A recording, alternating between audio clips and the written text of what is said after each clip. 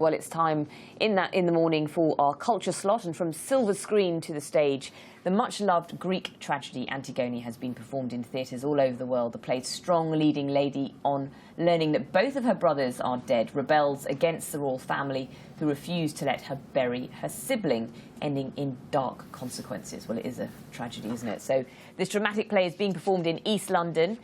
In a way never seen before, BAFTA award-winning playwright Roy Williams has given the story a 21st century twist. In a moment, he'll be joining us in the studio alongside the actor Sagar. But first, let's take a look at the performance.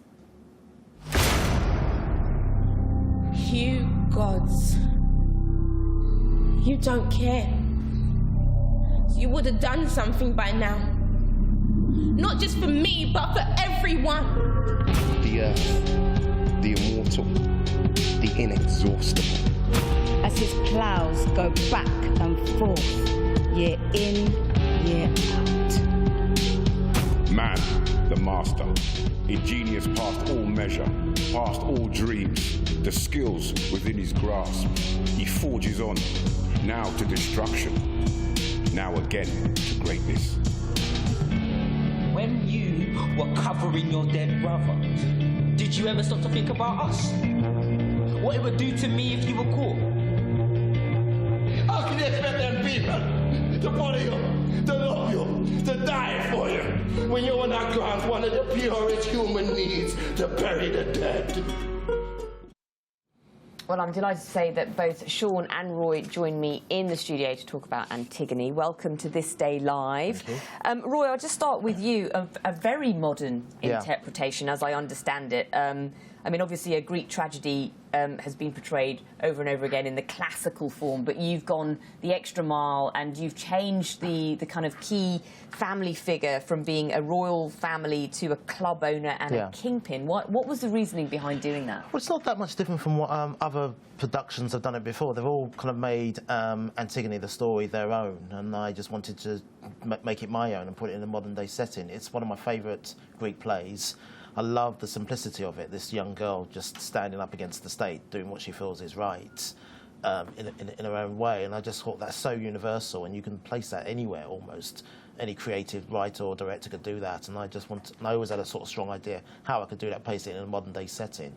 Do you think the classics are quite hard for the younger generation to grasp, and you know, the sort of I suppose initially on paper it might be quite overwhelming, whereas if you strip it down and sort of make it more appealing, you're more, you know. I think that's what people have been doing for hundreds of years, if not thousands of years, with their play.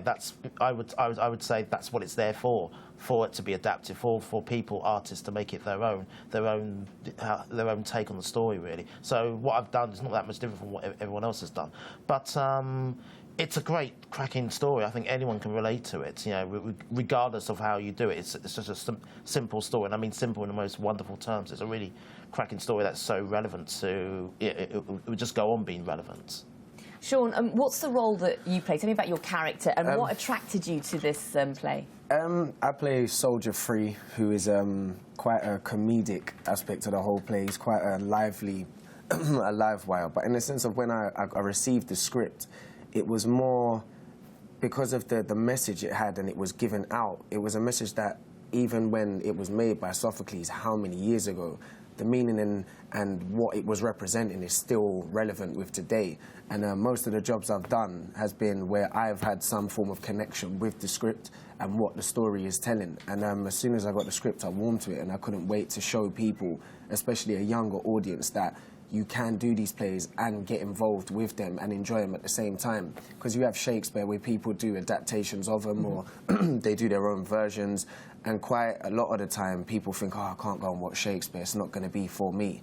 And then when they go and watch it, they're like, oh, wow, I understand it, I get it. So I think with this, with Antigone and the Sophocles, this is a version that Roy has done that a lot of young people can then go and interact with and get involved with. It's been running for 2 weeks. It opened officially last week. So how's it been received so far? Yeah, it's been received really well at Stratford. Yeah, it's been getting quite a good buzz. The feedback in terms of Twitter and social media has been amazing. Reviews have been good. And yeah, just to see all different forms and walks of life talking about it in terms of different age groups and genres, like everyone has got the same sort of buzz around it. So yeah, it's a good feeling to see so many different people getting involved in it and enjoying it. Yeah. So now the next question to you, Roy, somewhat controversial or not controversial, depending on how you want to answer it. The cast is all black, was in all ethnic minority. Was that a conscious decision, or are we living in an age where we make too much about colour? I think it's a bit of both. Yeah, we do make too much about it. I just wrote the play that I saw in my head, really. It wasn't sort of consciously sort of thinking, oh, we want to have an all-black cast. That's just the way it came to be. And also, it's not quite all black. We do have cast member Luke James, who plays a smaller role. He's as much as part of the company as everyone else is, so it's not completely an all-black cast, really. And have you had any experience, Sean, in doing any kind of tragedies before, or was this your first sort of taste of it? Yeah, this is my first taste of a tragedy, which is interesting because I've never ever thought I would be involved in a production such as this. So to be a part of it is overwhelming, but also it was also like a lesson to me. It's like I'm now at school learning about this old Greek tragedy, but learning it in a modern way. So yeah, it's really interesting being involved in it. Yeah, it's good. Roy, when you started theatre writing, obviously, it was a while ago. Thank you. Sorry, I didn't mean to say it like that. You've picked up many awards, including BAFTA. What would be the piece of advice you would give to somebody looking to do theatre writing? I would say don't get it right, get it written. I think that's self-explanatory. And also, in terms of what they actually want to write, I would say to them, don't write what's in your head, write what's in your heart. And know that if you feel you've got something to say, pursue it and do it, and go all guns for it, really. And the play is showing at Stratford? Theatre Royal, Stratford East. And where can people buy tickets? On the website? Online, give them a call, go to the theatre. It's a great theatre in the east end of London. It's got the best Caribbean food in the whole of London. It's amazing. So it's also running until the 14th of March. I hope you eat after you've put your performance. Oh, we can't stop. Yeah, before, after, whenever we can. Yeah, definitely. OK, Roy Williams and Sean Sagar, thank you so much for coming in. Best of luck with the play.